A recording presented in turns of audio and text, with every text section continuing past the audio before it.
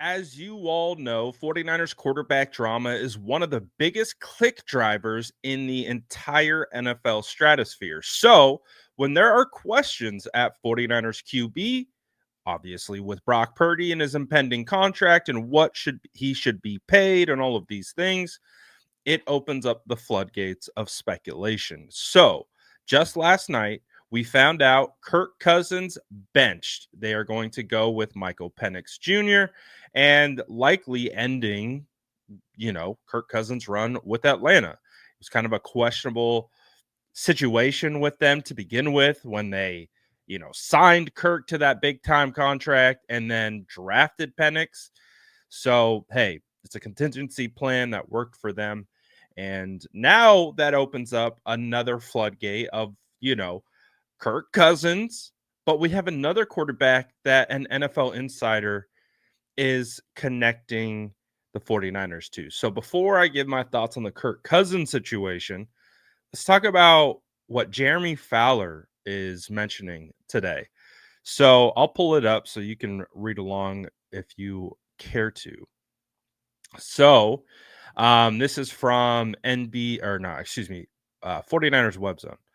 So, Purdy is a fascinating case study for NFL teams' comfort levels paying top dollar to quarterbacks who are very good but outside the elite group. Now, this is something that I would agree with, and I've said this on this channel many times.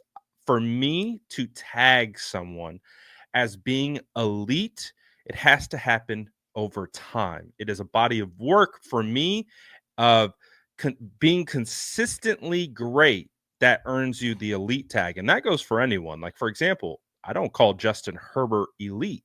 He has elite tools, he has elite traits, but he's not an elite quarterback because he hasn't won anything. So, in order to be called elite in my eyes and my standard, you have to be consistently great for long periods of time. Like, that's why we call Tom Brady elite. That's why we call Joe Montana elite. They didn't have elite tools or traits, but they were elite winners. And that's ultimately, in my opinion, what constitutes as elite. Having elite traits to me isn't good enough. So for Brock, same thing applies. It's less about his traits, more about being consistently great for a period of time. And it's just there hasn't been enough sample size to be able to tag him that. So I think Brock is very, very, very good. Not quite elite. I think he's right outside that group. So as we continue forward and seeing what Jeremy Fowler says, he says, and if for some reason things go poorly and the 49ers need contingency plans, I can think of one quarterback who is playing a lot. New York's Aaron Rodgers. What's interesting about Rodgers is he could finish with 4,000 yards and close to 30 touchdowns on the season. Not bad amid all that has gone wrong. You also had Dan Graziano chime in here. He says, I've covered the league long enough to know that GMs and team owners do objectively damaging things to their franchises all the time. They absolutely should know better. So while I can't even conceive of one mildly decent reason for a team to turn to Rodgers in 2025 after the way things have gone for the Jets, I acknowledge the possibility that some team might. So there you go. 3 weeks still remain to be played. We have NFL insiders discussing the potential of the 49ers adding Aaron Rodgers. We had the situation with Kirk Cousins happen last night. And of course, everyone knows that Kyle Shanahan had started his tenure with the 49ers with the ultimate plan of punting on quarterback his first year. It's why he started with Hoyer, drafted CJ Beathard so that he could then go and sign Kirk Cousins in free agency. For whatever reason, they punted on that plan. They trade for Jimmy Garoppolo, and the rest is history. And we've been on this quarterback journey ever since. So my reaction to this is the Kirk Cousins thing to me.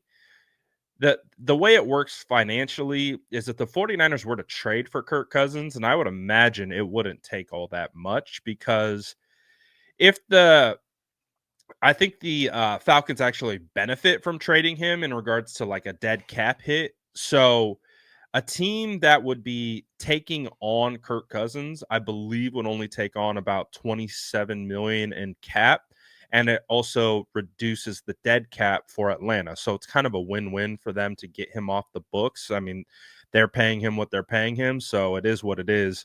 Teams like to eat millions of dollars all the time. So if that's what their decision is to move off Kirk, because I'm assuming they're not going to want Kirk as a high price backup for Penix, that could open up the door for them to trade Kirk for very minimal capital because whatever team is taking him is taking on his contract. And we see this happen all the time. So honestly, wouldn't even surprise me if Kirk got moved for like a fifth, sixth round pick, just something for someone to take on that contract. So obviously the 49ers come into focus with that.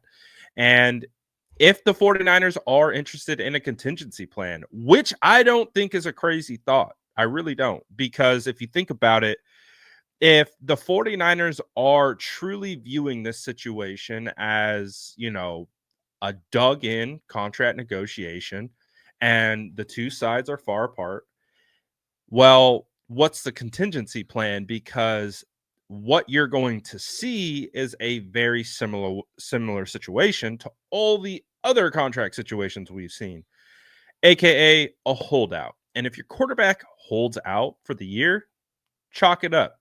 End the year already, right? Because we've seen what happens when players don't make it through training camp, whether you're Nick Bosa, whether you're Debo Samuel, whether you're Brandon Ayuk. Imagine your quarterback not being available for training camp or OTAs and mini camp, and what are you going to do? Who are you trotting out there? So if we see the 49ers make a quarterback addition of this caliber, a veteran quarterback like an Aaron Rodgers, um, a Kirk Cousins, that's them telling us that we are anticipating a potential holdout for Brock. And if Brock and the 49ers don't come to an agreement, who knows what happens at that point after that. So this whole situation is fascinating. And as we know, just like I said at the beginning, one of the number one like click drivers is quarterback discourse amongst the San Francisco 49ers situation nationally. Like the national media understands this. And it's been this way for years. And we've observed it and we've watched it and we see how we're always linked to everyone, just like we're linked to Aaron Rodgers right now. And everyone's linking the 49ers to Kirk Cousins. So it's I had mentioned this multiple times throughout the year that I don't think that this is going to be smooth sailing. Everyone all year said, oh, it's going to be nice and easy. The 49ers are going to be able to get this done with Brock. Brock's going to get it done. Brock's not going to ask for a whole lot. And I'm just like, yeah, I don't think that's the case. I think this is going to be very similar to all the other contract negotiations that we have seen with the 49ers for the same reasons. And again, one of the issues is that Brock's not a free agent. He's still under contract, but to me, it's the same situation as the Brandon Ayuk situation. Just like Brandon Ayuk was never going to play on his 5th-year option. That's why the holdout happened. That's why the deal got done in the final hour. It's the same thing for Brock. He is not going to play on that final year of his rookie deal. It just doesn't make sense. No guaranteed money, just like Trent wouldn't play without guaranteed money, just like Christian McCaffrey wouldn't play without guaranteed money, just like Debo Samuel is going to be in a similar situation this year because he doesn't have guaranteed money beyond this year. It's the same thing applies. It's like Brock Purdy doesn't have guaranteed money. So he deserves a contract, and he's been literally the most underpaid player for what he has produced in the entire NFL. So We got a long time until the start of next year. And this could be something that trickles into training camp. And obviously, it's already started up now because the 49ers are effectively out of playoff contention. They're not mathematically eliminated, but it would take an absolute miracle for them to get through. And so, as it stands right now, this whole situation with the quarterback kind of talking points, the Sam Darnold stuff, everything is going to be thrown at the 49ers this offseason. This year, these next 3 games are all going to have direct impact into the Brock Purdy contract discourse based on how he plays. So